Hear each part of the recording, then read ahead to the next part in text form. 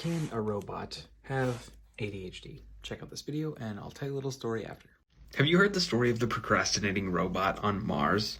It's not a fairy tale, it actually happened. Once upon a time, there was a robot on Mars called the Pathfinder robot in 1997. Mars is so far away, you can't really remote control these things, but you have to send them general commands and let them autonomously do their own thing. That means they need to a degree, manage their own tasks. But this little robot was just twiddling its thumbs on Mars. It wasn't actually doing the things it was supposed to do. Why?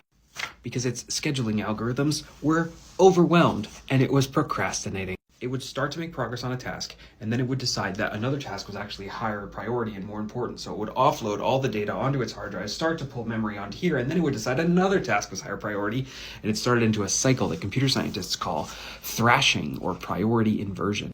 Thrashing being the state of being where you use 100% of your processing power to decide what task to do next while making no progress on any of the tasks. How do you get out of thrashing? Kill task, random task, order assign, order do. Okay, first off, before I tell you that story, kill task, random task, order assigned, order do. These are 4 ways to get out of the state of thrashing, and when I get really frazzled and stuck in my head, I will actually physically print a document that looks like this. This thing is titled For the Prevention of Thrashing in my computer, and it has a box for head clearer. So when I'm panicked, I just write down every single task that is in my head. And this box stays clear because RTKTOAOD, random task, I might just pick one from here and then write it down here and then do it. Or kill task. If I have too many things here, I'll just say, oh, that's not happening today.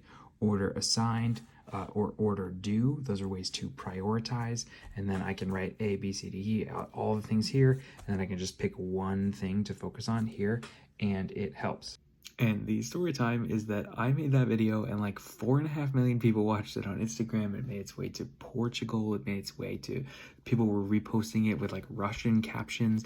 It was literally all over the world. Millions of people watched it. And I had just been diagnosed with ADHD, and I made that video completely oblivious to the fact that I was describing the ADHD experience. I was resisting the diagnosis, and my therapist was like, no, maybe this fits. If the shoe fits, then, and like a uniquely content creator experience, like thousands of people were validating, like, yep, that's it. That's the thing. The robot has ADHD, and so do you.